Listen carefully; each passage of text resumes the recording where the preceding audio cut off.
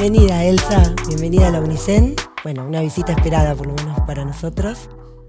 Gracias, Vicky. Bueno, Elsa, un recorrido enorme por el mundo de las letras, desde el ámbito ensayístico, la investigación, la narrativa, la docencia, que compartimos. Bueno, y en este plano de tu trabajo de ensayista, un poco nos convoca la actualidad de tu libro Fémina Infame, ¿no? Clase y género en la obra de arte, ¿no? Pensar, digo, ¿no? En leer literatura con perspectiva de género hoy en día es ineludible. Y preguntar los motivos, entendiendo este contexto sociocultural y político y las luchas por el feminismo, e incluso también sabiendo de tu compromiso político y de otros trabajos sobre la importancia de las teorías, las corrientes de género y los movimientos que has hecho también en algún otro texto que después me gustaría charlar, también es como una redundancia pensar por qué lo haces. Pero la pregunta que te quiero hacer es, ¿por qué art? Vos has trabajado ya con art, ¿no? Venís desde creo que ya en el 98 cuando publicaste, ¿no? Art, Corregime, Profeta del Miedo. Sí. Y ya venís trabajando desde la clase, desde la perspectiva política, y hay otra gran cantidad de clásicos que podrían refuncionalizarse y trabajarse, pero vos hoy, Elsa Drukarov, ¿qué crees que le faltaba, qué vacancia hay en el análisis de la obra de art como para que vos digas, bueno, quiero retomarlo para pensar en cerrar o no este ciclo, esta corriente de investigación que has hecho? Bueno, mira, Art es un escritor que fue básicamente leído desde la izquierda como un escritor revulsivo, revolucionario, que pateaba el tablero, que se oponía, un rebelde, leído desde la rebeldía. A mí me parece que esa lectura es una lectura que pesca algo, pero que no ve las contradicciones en Art. Para ver esas contradicciones hay que dejar de buscar una literatura que baje línea política o que tenga una idea clara sobre un tipo manual para la vida, sobre cómo hay que colocarse respecto del poder, respecto de las instituciones, lo que fuere, para, en cambio, entender la literatura como un despliegue de contradicciones, de deseos, de miedos, de valoraciones en los que por supuesto salen del tejido político de una sociedad, pero que nunca son tan claras. Cuando alguien es realmente talentoso, y Art era muy talentoso, el arte es mucho más interesante que cualquier idea segura. Entonces, lo que yo creo que le faltó muchas veces, no a toda la crítica, pero a buena parte de la crítica, le faltó ver las contradicciones de la rebeldía de Art. Eso por un lado. Por el otro lado, lo que creo que le faltó a toda la crítica, e incluso a críticas mujeres, como por ejemplo una muy buena crítica, Diana Guerrero, que trabajó con Art como rebelde contra el mundo pequeño burgués, pero lo que le faltó a toda la crítica, incluyendo a una mujer como Diana Guerrero, es mirar el conflicto de género, mirar el malestar feroz de Art con las mujeres, no para levantar el dedo y juzgarlo, porque a mí realmente no me interesa que la crítica literaria ni que el pensamiento sobre el arte sea para decir, ay, Art era machista. ¿Qué me importa si Art era machista, entendés? O sea, podemos decir, ay, Shakespeare era antisemita. Obviamente Shakespeare era antisemita. Y era genial. O sea, no me refiero a ir a la crítica para levantar el dedo y para cancelar o para estigmatizar a un tipo que habla mal de las mujeres. No se trata de una crítica que demuestre qué mal que habla de las mujeres y listo, sino ver la conciencia del conflicto que aparece ahí en las contradicciones de Art. Esa conciencia, Art tiene mucha conciencia de que la guerra entre hombres y mujeres es a muerte, es feroz. Y eso me parece súper interesante, y hace con eso literatura. De hecho, bueno, en Art está el personaje de Erdosain cierra su periplo literario con un femicidio, ¿no? Con el asesinato de la Visca. Pero más allá de esa guerra-muerte, entiende la guerra-muerte en chiquitito también. La guerra entre el novio que no quiere ser atrapado por el casamiento y la novia que necesita casarse.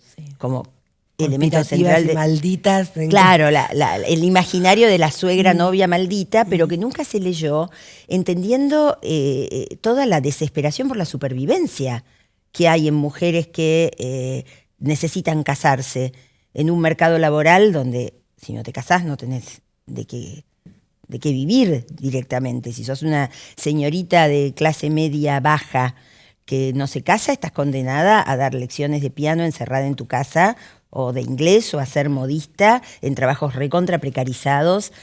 O sea, ser solterona en 1920 no era una broma. No solo por la falta de legitimidad social, los rumores contra vos y todo lo que, digamos, y el lugar de pobrecita en el que te ponían. No valías lo suficiente, no valiste lo suficiente como para ser elegida por ningún hombre. Exacto. Pero no es solo eso, hay temas concretos de la sobrevivencia económica, sin contar con que eso sí no te daba la clase social para salir a laburar como obrera. Ahora salir a laburar como obrera era el campo de la precarización otra vez, de sueldos miserables con una brecha salarial tremenda. Había muy poca oferta laboral, muy poca posibilidad de autonomía para una mujer. Si hoy ser jefa de hogar es mucho más difícil que ser jefe de hogar, imagínate, ahí. Entonces, quiero decir con esto que, por ejemplo, la crítica no leyó esa alianza brujeril, digamos, de la suegra y la novia para atrapar marido, nunca la leyó desde una mirada digamos, que se descentre del patriarcado. Lo único que leían era, lo que quieren es encontrar marido y esa es la ley pequeño burguesa. Bueno, pero el matrimonio pequeño burgués es un reaseguro y es una para una contribución mujer. También a sostener el orden, ¿no? De alguna manera, para el hombre también que pueda ser el que provee, digo. Claro, esa es la contradicción. Esa es la contradicción. El problema es de no poder liberarse de eso tampoco. Así es. Arlt tiene todo el tiempo esa contradicción entre cumplir la ley y denunciar la ley. Cumplir la ley, la ley es atroz, pero si no la cumplo soy peor. ¿No? Me vuelvo un monstruo, me muero porque soy tuberculoso, termino en la cárcel, o sea, a estos novios que patean el tablero y rompen con las leyes les va muy mal. Y a las mujeres y a las mujeres que intentan patear el tablero o que tienen cierta libertad, yo te escuchaba recién, la prostitución es algo muy evidente en algunos personajes, ¿no? Femeninos en la obra de Arlt. Y son las mujeres que tienen cierta libertad y que podrían irrumpir, si bien está el concepto de transacción económica, ¿no? Que también aporta, ¿no? Al capitalismo y al orden del patriarcado, es un invento del patriarcado también, esto de poder transaccionar con la mujer, pero la mujer tiene su propia libertad y sin embargo está vista como la deforme también. Hay que despojarla de eso de alguna manera. ¿Cómo terminan las prostitutas, los personajes prostitutas en Arlt? Bueno, concretamente la coja, lo que hace, a ver, el tema de la prostitución, yo le dedico una parte importante a la representación de la prostitución en Arlt con el personaje de la coja. Y es interesantísimo porque por un lado hay una conciencia enorme en Arlt de que la prostitución es el modo que el mercado laboral le ofrece a las mujeres que no tiene brecha salarial. Es el único modo en el que una mujer realmente puede conseguir autonomía económica, con el precio de ser estigmatizada totalmente, y además obviamente es un trabajo que por un lado le hace el juego al patriarcado, pero por el otro lado es lo que el patriarcado nos deja para la autonomía. El único espacio posible, o uno de los pocos. Y sí. En ese momento, sin ninguna duda, era el único modo en el que una mujer podía ganar mucho dinero y ser autónoma. Ahora bien, ¿qué pasa con la coja? La coja es despojada de su plata. Es un personaje interesantísimo el personaje de la coja, es uno de los grandes personajes femeninos de la literatura argentina, porque carece de toda la estupidez, digamos, de las novias.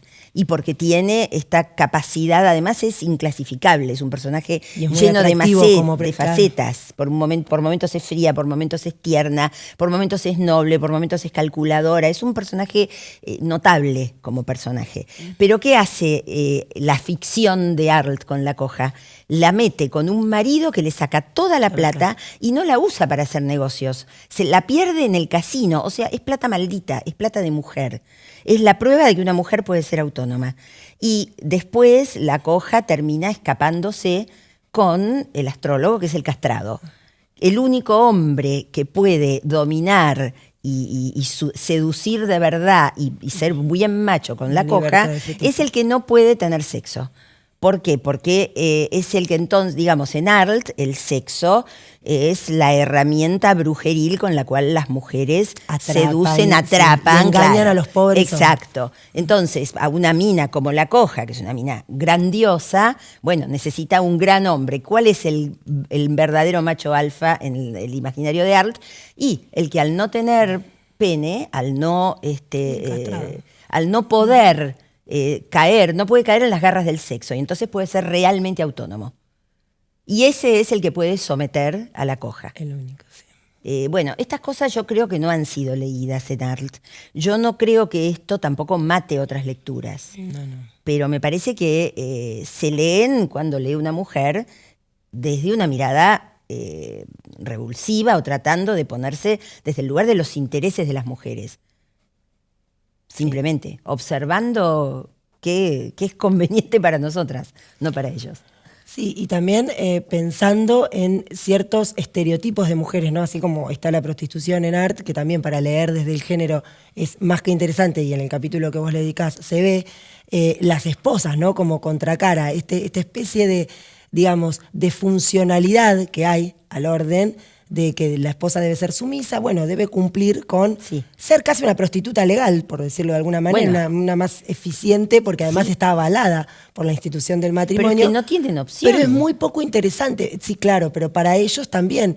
En esto vos planteás en algún momento algo que a mí me llamó mucho la atención, y es esto de, bueno, a ver, son menos interesantes, pero a la vez...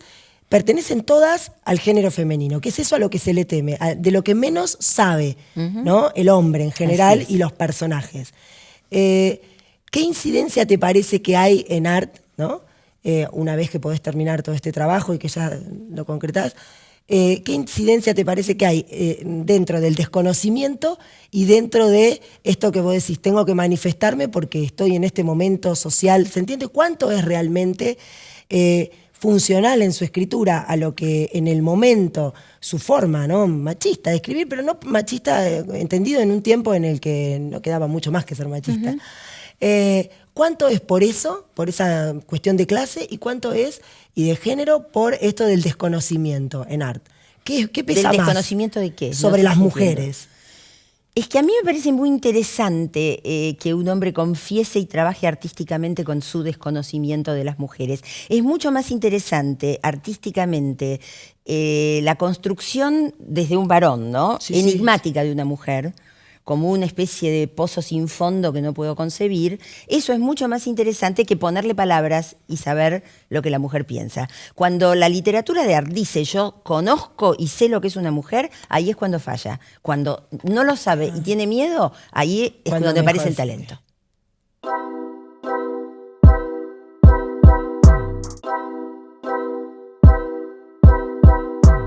Bueno, Elsa, Fémina Infame es un trabajo que además de tener toda esta concepción de la crítica desde la perspectiva de género, tiene incluso las obras, ¿no? Uno puede acceder a Arlt directamente y a continuación leer tu ensayo, tu trabajo, tu investigación. Pero hay detrás de todo esto también un marco teórico importante que vos manejás, que trabajás, que aparece en otra obra tuya importante, en otro Logos, que es muy rico e increíble porque creo que podemos ver desde marxismo hasta, ¿no? Psicoanálisis, feminismo. Psicoanálisis, bueno, Butler, todo lo que nos interesa para pensar también estas lecturas de Arlt.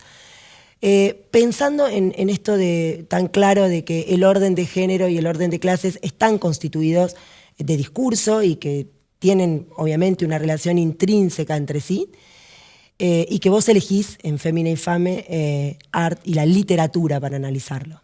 ¿Qué tiene para vos el territorio de la literatura, el ámbito de la literatura? Respecto de otros discursos. De otros, de la crítica, claro, de otros, mucho mejor o más específico para poder avanzar en estas líneas de trabajo? Claro.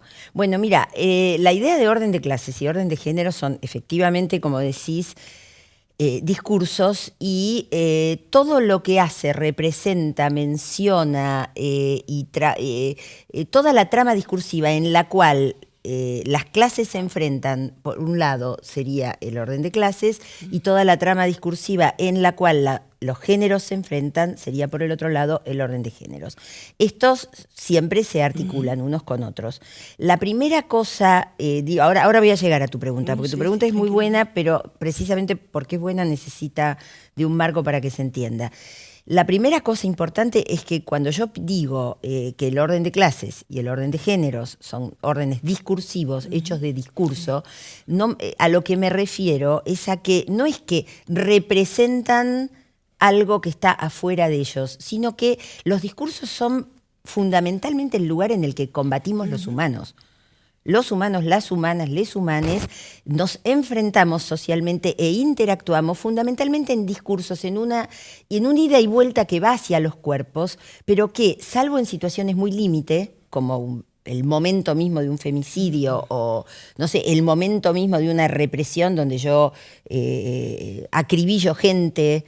Sí, donde es tan performativo que claro, salvo menos lugar ese al discurso. instante, que sí, en última instancia el combate termina en los cuerpos, cuando no puedo callar a la persona que habla, pero salvo ese instante, en general, combaten en los discursos. Esa es la primera cosa. Son órdenes discursivos en los que se combate. Ahora, yo digo, todo momento social es discursivo, porque los humanos, las humanas, nos caracterizamos por eso. Eso es lo distintivo respecto de los animales, de los otros seres vivos. Todo momento social es discursivo. Combatimos en nuestros intereses fundamentales, como desde el género, desde la clase. Eso se entrecruza de modos específicos, que es lo que investigo en otros logos, cómo se entrecruza el género con la clase y la clase con el género, pero la literatura es un entretejido discursivo privilegiado para ver ciertas cosas. ¿Por qué? Esa es tu pregunta. Bueno, porque el discurso que tiene, digamos que no tiene la autonomía que tiene el discurso de la ficción, todos los discursos son evaluados respecto de lo verdadero o falso, ¿no?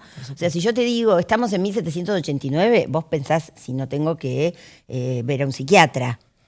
Si yo te digo, no, pero sí, Victoria, estamos en 1789. Sí, sí. En cambio, si en un libro, una novela, dice, estamos en 1789, eso es parte de un mundo ficcional. El pacto de ficción que me permite también crear tu propio mundo, que no es ni verdadero ni falso. Nadie puede decir que Harry Potter es mentira, que Harry Potter no existe o que el Quijote de la Mancha no existen. Recontra existen. Existen y tienen un lugar muy fuerte en la historia humana. Sin embargo, no son ni verdaderos ni falsos, están en el territorio de la ficción. Voloshinov y Bakhtin decían, y es muy interesante cómo lo piensan, que precisamente, para decirlo rápido, porque lo dicen más complejo, pero la idea es que por ser discursos autónomos que están adentro de la ficción, tienen que aclarar un montón de cosas que en la vida real no tenemos que aclarar con los discursos. Entonces, yo qué sé yo, si yo ahora estoy hablando del día de hoy, yo no necesito, y llueve, por ejemplo, no necesito decirte hoy que es tal fecha de tal año, está lloviendo en el lugar en donde estamos. Sin embargo, la palabra llueve solo vale para eso. Pero como vos y yo en la vida real compartimos un horizonte... La misma situación, además. La misma situación, sí, exacto, no necesitamos aclarar. La literatura tiene que aclarar todo, porque se supone que no comparte nada con los demás, con los que leen. No sabés cuándo te van a leer, quién te va a leer. Pero al mismo tiempo, sin embargo, tiene siempre suposiciones. No puede evitar suponer cosas. Roberto Arlt, por ejemplo, no puede evitar escribir en Los Siete Locos que cuando su mujer se escapa con el capitán, su mujer supuestamente le va a ser infiel y se va con alguien que va a ser su amante, y están en un auto escapando, el texto dice, bastó un gesto torpe del capitán para que Elsa, que es la mujer, se llama como yo, se arrojara del automóvil, sí, no tengo mucho que ver con ella. Bastó un gesto torpe del capitán, para que Elsa se arrojara del automóvil y corriera a refugiarse al convento de las Carmelitas. Bueno, gesto torpe. Fíjate que no tiene que aclarar cuál es el gesto torpe. Y sin embargo, quien lee entiende que no se trata de que el capitán le metió el dedo en el ojo o le pisó el callito. Se trata de que quiso besarla o que quiso tocarle un pecho o bla, bla. O sea... Pero hay que situar al lector también, de alguna manera, porque no sabemos en qué momento va a aparecer. Sin embargo, todos los que leen entendemos que no es que yo crea que es torpe. ¿Cómo va a ser torpe? Si me estoy escapando con un chabón y va a ser mi amante, ¿qué tiene de torpe? Que me quiera besar o que me quiera tocar. No es nada torpe el gesto. Lo interesante es que la literatura, que tiene que aclarar todo, eso no lo aclara. Y eso no lo aclara porque está trabajando con una evaluación social compartida, que está compartida en esa época, pero que es una evaluación ideológica compartida. Y así como esa evaluación está compartida, la literatura es un entretejido de evaluaciones consensuadas por las sociedades en cada momento en el que son escritas. Entonces se vuelven un poderosísimo tejido cargado de evaluaciones dadas por sentado, que no se necesita aclarar. Entonces, eso las vuelve como radares muy potentes, más que radares, no sé cómo decirlo, como condensadores ideológicos de enorme potencia para ver los imaginarios sociales de quien escribe. Si quien escribe encima tiene el talento de captar, incluso con su inconsciente, porque yo no creo que Arlt se diera cuenta conscientemente que fuera todo un trabajo premeditado. Claro, exactamente. Pero si tiene el talento de captar con su inconsciente las enormes contradicciones de los valores de su época, eso aparece. La ficción le funciona a la literatura como una coartada para que ahí adentro se pueda hacer cualquier cosa. Te doy un ejemplo muy rápido con Shakespeare y con el monólogo de Shylock en El Mercader de Venecia. Obviamente el entorno social de evaluaciones compartidas es profundamente antisemita. O sea, que Shylock sea judío, que sea un usurero, todo eso está dentro de todo lo que no hay ni por qué aclarar, ¿no? Es un estereotipo antisemita de la época. Sí, ya se da por sentado. Que se da por sentado, que además tiene que ver con la realidad histórica de que la Iglesia Católica obligaba a los judíos, impidiéndoles hacer otras cosas, obligaba a los judíos a hacer ese trabajo, en fin, esto está muy estudiado, prohibiendo empujó a los judíos a hacer el trabajo sucio de la acumulación que va a dar origen al capitalismo, digamos. Hay un libro muy interesante, Los judíos y el dinero, ahora no me acuerdo del autor, que es un judío francés, que hace un trabajo de de historiador de todo esto impresionante. Pero bueno, volviendo. Shylock, el Shylock ficcional de Shakespeare, en el peor momento tiene un monólogo donde mira a todos esos supuestos señores y señoras buenos a los cuales él está torturando y va a obligar a un tipo a que se corte un pedazo de carne para pagarle y todo eso, y les dice, mírense, ustedes me necesitan, ustedes necesitan que yo haga lo que estoy haciendo, ustedes me hicieron así, yo soy lo que ustedes necesitan que yo sea. Eso lo puede decir un gran artista. Y es muchísimo más inteligente que levantar el dedo y decir, está mal el antisemitismo, está mal. Y cargar de conceptos teóricos. Claro. De pronto está apareciendo ahí está apareciendo toda una cantidad de preguntas que se hace la obra de arte sobre la sociedad en la que está siendo construida. Y eso aparece porque el arte es este condensador tan poderoso de evaluaciones compartidas que entonces las muestra en sus contradicciones. ¿Entendés? Sí. O sea, volviendo a Erdős, y con eso cierro, Erdős con su mujer ha dicho, porque Erdős es una especie de héroe audaz que quiere ser humillado, ha dicho como una especie de artista maldito del comienzo del siglo XX, yo quiero que me pasen cosas malas, quiero ser un poeta maldito, quiero que mi mujer me haga cornudo. Bueno, pasan las acciones, viene, y la mujer lo está por hacer cornudo. Hasta la realidad, claro. Hasta que en la realidad resulta que la realidad de esa ficción, la ficción no se anima a que ella sea cornuda, la hace arrojarse del auto e ir con una monja, el gran revolucionario. En el momento previo, ni que la toque el otro. Entonces, ahí ves ese gesto torpe, en realidad. ¿Cuál es la evaluación que está ahí compartida? La de soy tan subversivo que quiero la humillación, experimentar de un modo existencialista, como se ha dicho después, que Arlt es un preexistencialista, quiero experimentar lo extremo, la humillación y qué sé yo, o en realidad quiero proteger al santo matrimonio de la Iglesia Católica. Claro, sí, tal cual.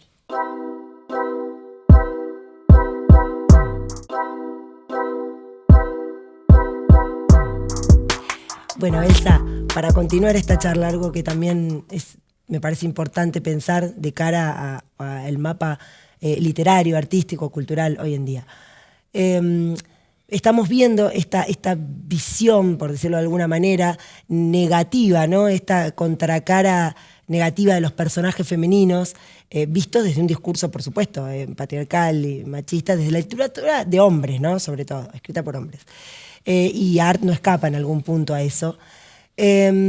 ¿Vos considerás que estos personajes femeninos, entendidos como objeto, como visión negativa, en la literatura argentina, ¿hay alguno que escapa a esta lógica o esta dinámica desde la escritura de los hombres? ¿O te parece que es un espacio que nos tenemos que dar o que tendrían que darse las escritoras mujeres, ¿no? De desarticular estos discursos sobre los personajes femeninos, o no las mujeres solamente, sino las nuevas narrativas no binarias? ¿Cómo te parece que se ve esto? Mira, lo primero que me parece es que no hay un tendría. O sea, el arte, si hay un territorio que es de libertad, es el arte. Creo que cualquier persona a la que se le dé la gana pensar o trabajar desde la desarticulación de las versiones estereotipadas de género, tiene todo el derecho para hacerlo, más allá de su orientación sexual, más allá de su género, etcétera. Eso diría en primer lugar.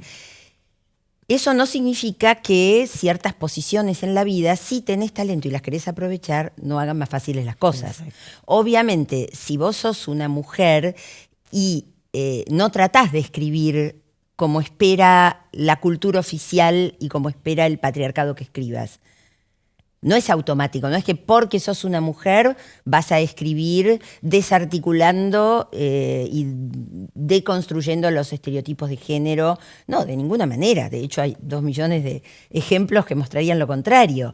No, si sos una mujer y sos una mujer que trabaja mirando desde su margen las cosas que se ven desde el margen. Hay una teórica alemana del feminismo de finales de la tercera ola del feminismo europeo de la década del 60-70, que a comienzos de los 80 escribe un texto que a mí me gusta muchísimo, Sigrid Weigel se llama, que dice sobre la mirada visca en la escritura de las mujeres. Y ella plantea que no podemos evitar mirar con ojos patriarcales y que lo más interesante es, en realidad, más que evitar mirar con ojos patriarcales, que es imposible, es la visquera del otro ojo, la contradicción. Claro. Y si vos mirás la escritura de las mujeres más interesante, las grandes escritoras han trabajado mucho con mirada visca, dándose cuenta o no dándose cuenta, armando algo para, digamos, como una de cal y una de arena sería, ¿no? Estoy pensando, no sé, una escritora como Louise May Alcott, leída a lo largo de generaciones. Tomamos Mujercitas. Mujercitas está llena de valores patriarcales y tiene un grano de pus que rompe todo, que es el personaje de Joe, de Josephine. Bueno, ese personaje es la visquera, claro. que además quiere ser escritora, que además pasa a ser una escritora. Y que es un personaje totalmente tirante, tenso, contradictorio. Toda la literatura de Silvino Campo es así. La gran literatura de mujeres suele ser visca. Eso para contestarte qué nos pasa, pero no es automático, hay un trabajo político. Dejar hablar a la mirada, que no es la mirada que el sentido común espera, que no es la mirada que el patriarcado espera. Eso las mujeres, los hombres. Bueno, las identidades disidentes, y es lo mismo. Vos podés escribir asumiéndote desde lo que se ve si sos una travesti, o podés escribir tratando de imitar o negar qué es lo que se ve desde ahí, ¿entendés? A mí me parece que hoy hay además mucho más espacio para poder leer lo descentrado, lo fuera del eje patriarcal. Hoy, en este momento, hay mucho más espacio. o incluso hasta en el mercado es una ventaja, cosa que me alegra, no lo digo como una crítica. Yo en mi filosofía no está hablar necesariamente mal del mercado de libros y del mercado cultural, que es el único modo, salvo robarlos, en el que los libros llegan, ¿no?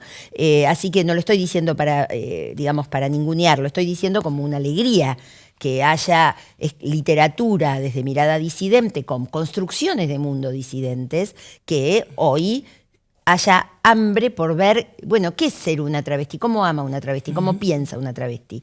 Pero podríamos pensar, y ha habido casos, de escritores o escritoras que teniendo posiciones erótico, deseantes, completamente disidentes, hayan tratado de escribir desde el patriarcado. Existen. Y le salió, ¿sabés cuándo le salió bien? Cuando se notaba que eso no era tan así. Podían. Uno puede ser un Oscar Wilde, que se la recontrabanca y escribe desde otro lado, pero también puede ser un André Gide, que trata de hacerse el santito. Pero que igual por algún lado le sale. Aparece. Por suerte se le escapa la tortuga. Y en cuanto a los varones, y con eso me parece que estaría más o menos contestado, bueno, no sé qué me vas a querer comentar vos, pero en cuanto a los varones, y hay temas de esfuerzos para ponerse en el lugar en el que, o sea, cuando vos nacés en el centro y todo el mundo te dice, varoncito, y te pone en el centro, te cuesta mucho ponerte en el lugar de la pregunta, pero ¿cómo será vivir de otro modo? Eso le pasa a Arlt, por ejemplo. Por eso Arlt cree que sabe lo que es una mujer. Pero de pronto en su gran talento te crea un personaje como Esther Primavera, sí, o te crea un personaje como La Coja, esta prostituta, que patean todos los tableros y frente a los cuales él como artista queda está así. Está desnudo, claro. Y es maravilloso. Y ahí la pone a Esther Primavera, que le dice al narrador, ¿pero usted sabe lo que es ser una mujer? Y el narrador le contesta, no, pero me lo imagino. No, bueno, pero a veces ahí hay toda una confesión maravillosa. Sí. No tengo la menor idea de lo que es ser vos. Ahí estás trabajando desde un lugar de construir. Porque aunque vos no te propongas de construir, estás dándote cuenta de que tu versito condicionado por el patriarcado no cierra, no funciona. Esther Primavera es algo que vos no entendés, que te fascina y te maravilla y no entendés. Sí, perfecto. Sí. Y pensando en esto de la literatura de hombres, vos en algún momento mencionás como unos referentes de esto, de, si se podría decir, de una forma deconstruida de escribir a Puig, ¿no? Bueno, Puig es que un gran... pero manifiesta su forma, ¿no? Puig amaba a las mujeres y las trató de entender y entendió mucho de las mujeres. Bueno, vos lees los poemas de Chico Buarque, las canciones de Chico Buarque, el aspecto excesivo y sacrificial del amor heterosexual de las mujeres. Es impresionante cómo lo pesca, cómo lo sabe, cómo lo entiende con un dolor, con una empatía. Sí, esa entrega que es casi un esa dolor, entrega al martirio, me entrego por amor, matame, ¿no? Sí. Él y no lo hace de un modo ni cínico, ni, o sea, lo hace de un modo muy empático. No, casi como un reconocimiento. Como un reconocimiento de una capacidad de entrega. Que habría que pensar, ¿no? Luisa Muraro habla de eso, dice, sí, las mujeres, ese tipo de amor heterosexual es autodestructivo, es un amor donde las mujeres se dejan devorar por los hombres, pero, pensemos esto, es por amor. Los hombres, esas humillaciones, ese masoquismo, ¿sabés por qué lo pueden tener? Por conseguir poder o dinero. Las mujeres van por amor. Las mujeres por amor. Por supuesto, esto es una... estoy diciendo algo totalmente general. Estoy hablando de tendencias. Sí, por supuesto. No queremos generalizar en la totalidad. Buscando dinero. No, por supuesto. Pero estoy hablando de tendencias, de ciertas formas de construcción subjetiva estereotipadas, pero estereotipadas porque tienen una... cierto valor de descripción. Como la tendencia general. a construir la figura de la maternidad en la literatura, ¿no? Así estereotipada es. Y ahora la irrupción de otras maternidades muy interesante. En general ahora hay muchas irrupciones muy interesantes en literatura. Miradas de la maternidad que no tienen nada que ver con lo estereotipado, donde además aparece el miedo materno hacia el hijo o la hija, el rechazo, aparecen cosas que no son tan idealizadas y que son parte del enorme paquete contradictorio que supone algo tan arriesgado y tan intenso como enfrentar una maternidad.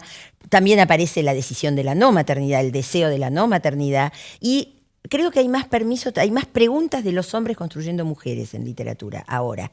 Hay más escritores, antes escritores enormemente talentosos, como por ejemplo Juan José Saer, Sí. no, eran incapaces de preguntarse qué era una mujer. Tienen muy malos personajes femeninos. Los personajes masculinos son muy buenos. Salvo el único gran personaje de Saer femenino es la vieja solterona de Sombras, Sombras en un vidrio esmerilado. No. Pero igual ese personaje también oscila entre el estereotipo idiota y una parte donde, por suerte, se le escapa la tortuga a Saer. Pero ahora creo que los hombres tienen una relación mucho más enigmática con las mujeres. Y eso está bueno. para Más de escribir. extrañamiento, Más de ¿no? extrañamiento. Más Pero ¿y de- quiénes son estas? Y desde ahí podés escribir mucho mejor. Que desde, son todas unas idiotas, quieren todas lo mismo. Mucho más rico, seguro. Y más atractivo, ¿no? Bueno, Elsa, te queremos agradecer enormemente. La verdad que ha sido un placer. No, yo me hubiera quedado charlando mucho más. No sé vos, si te has sentido cómoda. Sí, muy cómoda. Fue una Agradecerte preciosa charla. en nombre de la Universidad Nacional del Centro y bueno, y agradecerte por participar de Señales, de este ciclo. Así que felices. de contar Bueno, con para vos. mí también ha sido un gran gusto. Un placer. Gracias.